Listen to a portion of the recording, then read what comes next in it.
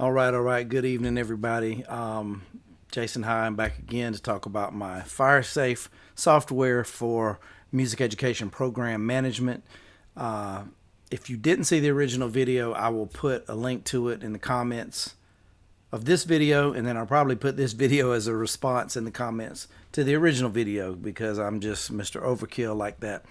Um, First of all, I want to give a shout out to Robert Wilcox, who put me onto OBS to help me do my screen capture video without having to worry about a free account and how many tries I get. I apologize about the lighting here. I didn't want to have backlight lens flare going on for the whole video, so decided to sit in the dark and put a lamp in front of my face, so I hope it will suffice. Now, I just want to talk to you real quick about a couple of updates I've put in since the last time I talked to you, which I believe was a week ago, as well as emphasize something I don't believe I spent enough time on last time. I just saw a couple of wrinkles I've got to iron out. I told my wife I wasn't going to spend as much time on this video tonight. I've already broken that promise a little bit, trying to straighten that out. So I'm going to put that off for another day. It was something that was working fine last time, but since doing some other fixes, it kind of muddied something up a little bit. But the big thing is that when you get into all of your table based pages, these spreadsheet type pages, all of them now have a print button on them. Okay. Now the wrinkle that I'm saying I ran into is that for some reason my scroll bars over here are not letting me go down to the full extent of the data. So I don't know why that is, but you know, I'm sorting on last name here, ascending, and you see that in the print view there. And then if I do sort on last name descending and I go to print that, you'll see that that's what it prints. Or if I decide I want to print by grade, then you'll see that. There's all my 9th grade, 10th grade, 11th grade, 12th grade. All right. I may do a print selected here also, where it just pulls out the selected range and prints that. I have something similar to that on another page I'll show you. So parents, same thing going on. For some reason my scroll bars are jacked up. It's affected all of these pages, but you see that we got all our data in the print here. Same way we can sort all of those rosters. Once you get into an actual roster, I went to the symphonic band roster.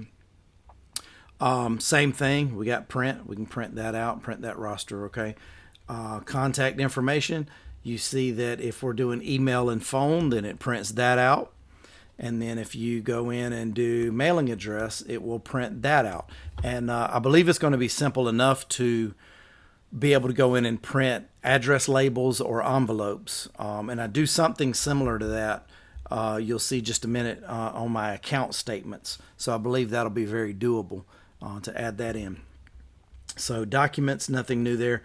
Instrument inventory, this is where I discovered my problem, where I can't scroll through the whole data, but you'll see I'm sorted on instrument type, print that out, or I can organize by asset number. And since there are no asset numbers on the first several, I can't scroll down, but you'll see on the print view that when I do go to scroll down by asset number, they start to show up, and there they are in order of asset number. Okay, so if I need to print off an inventory for my facilities folks coming in, we can do that.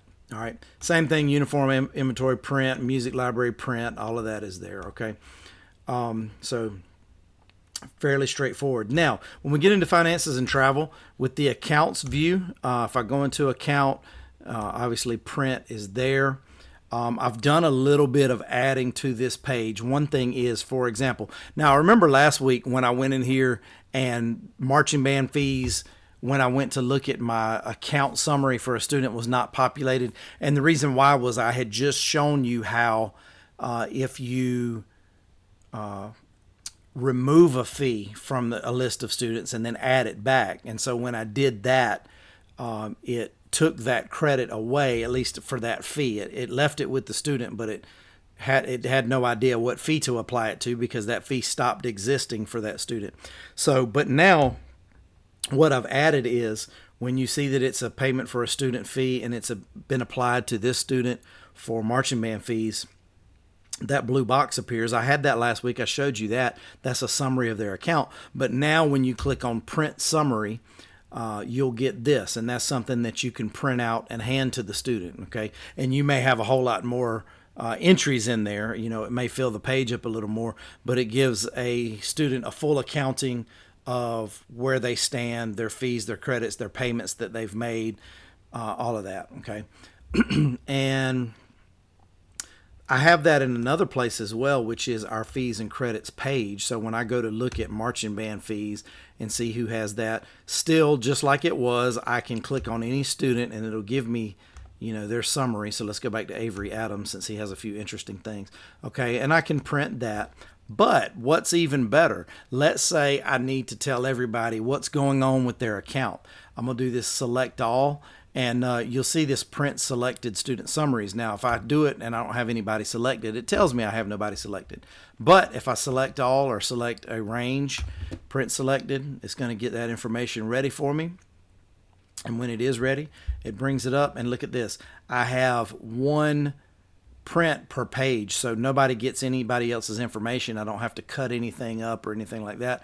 I just print this file, and on each new page is another person's account summary, and so I can just hand those out one at a time. Okay, and then all of that stuff is the same. I don't have anything new for fundraising or trip itineraries yet. Documents are still the same. Now, what I feel like I didn't really push a lot last time was the idea of if I am a district supervisor. If I'm a district supervisor and I go to look at this information, I'm going to add somebody new. First of all, let me look in my district. I can see what all schools I have and what directors I have at those schools. Now, what I did at one point, I just added all of the schools of Daugherty County School System to the database, okay? But you might not have all of these, and that's why they don't have director and their information and all of that. But I can go in and add it. I can add a school at any time. Here's the add new school dialog right here, and you can do that. And now, right now, I don't have it right here where you can add the program. And then also, when I add a new user, I don't currently have it where I can create the program there, but I'm going to do that. Again, I held off tonight because I told my wife this wouldn't take a real long time. So let's say I'm going to create a new user. Again, I'm the district supervisor. I'm looking at all of these accounts, okay? So these are the users that I currently have. That's me. I'm the Daugherty County Music Supervisor. My name is Dr. I.P. Freely. And so I'm going to create a new user. So we go down here to add new user. This new user's name is going to be Mr. Wames Jerthy. And he has a email address at fstest99@jasonhigh.com. And he is a director.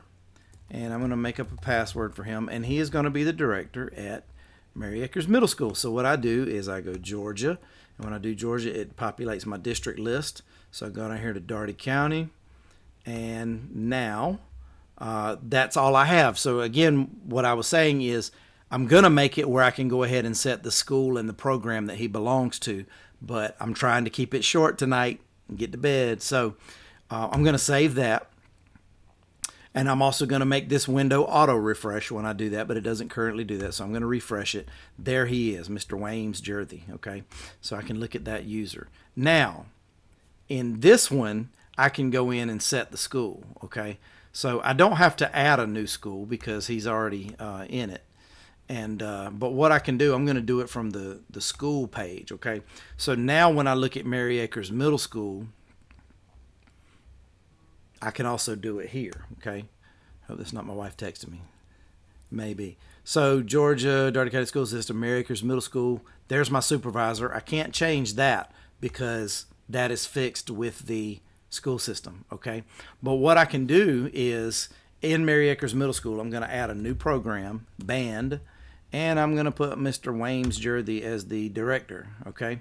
And I save that, and now it took me over. I'm in school info now. I can, look at whichever school I want to. That's my active school right now.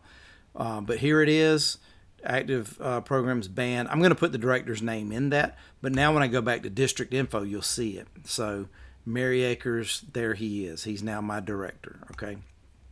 So, and if there were other programs in that school, I could see who those directors are. So for example, when I go down here to Westover High School, When I view and edit that one, I could change this director. If we get a chorus director and I take chorus off of this guy who's the band director, then here's all of my directors in that district, and I could give it to somebody else, okay, if I've created that user. That user has to exist, though. All right, so there we go. More to come this week. The big thing I want to add is the ability to do email blasts and text messages to send out to communicate with parents and students.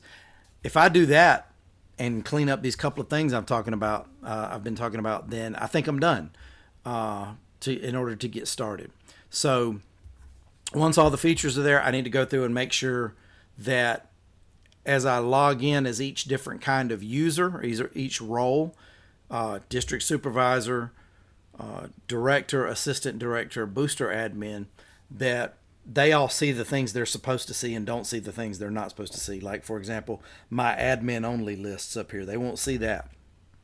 Okay, so once I go in and verify those and iron out my subscription types and the prices, make sure the online payment works, we're ready to go. So, I mean, I really feel like it may be a matter of weeks. Thank you for listening. Hit me up with questions, jason_hi@hotmail.com, or hit me here on Facebook or YouTube, whatever. Thank you. Talk to you later.